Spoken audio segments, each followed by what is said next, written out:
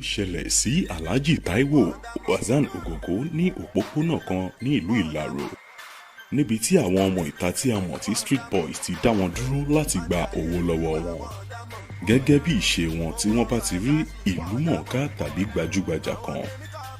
Alhaji Taiwo Hassan Ogogo jẹ́ kó di mímọ̀ fún wa wípé ọjọ́ yìí jẹ́ ọjọ́ kan nínú àwọn ọjọ́ málegbàgbé fún àwọn. Wọ́n sì ṣe lálàyé wípé ní kété tí wọ́n ti dá àwọn dúró ni àwọn ti mọ ohun tí wọ́n fẹ́. Ṣùgbọ́n ó ṣeni láàánú wípé owó pọ̀ ní ọwọ́ àwọn ní ọjọ́ náà nítorí ibi tí àwọn ti ń bọ̀.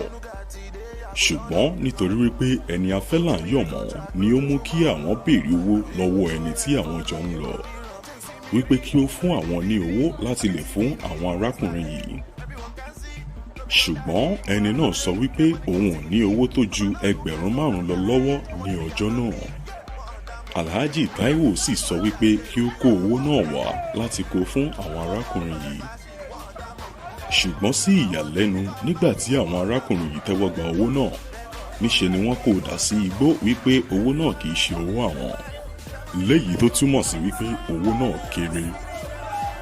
Èyí ló mú kí Alhaji sọ fún wọn wípé bóyá kí wọ́n kó owó náà padà wá, tí ó bá sì di ìgbà mìíràn tí àwọn bá tún ríra, àwọn yóò ṣe dáadáa jù bẹ́ẹ̀ lọ.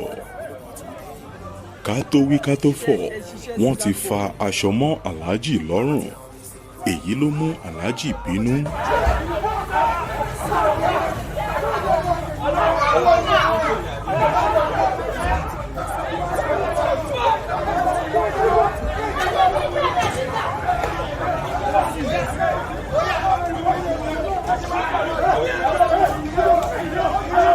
Tí gbogbo àwọn ará àdúgbò sì bá wọn dá sí i.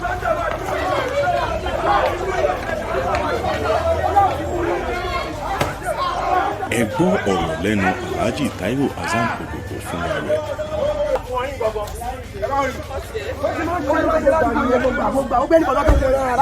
Ìjọba ti fi dá. Ọlọ́run ti mú ilé mi. Kí ló rí? Ìdààmú àdúgbò ni wọ́n ṣe wà yẹn. Bọ́lá ìlé. Bọ́lá. Bọ́lá àti àìmọ̀. Ọlọ́run.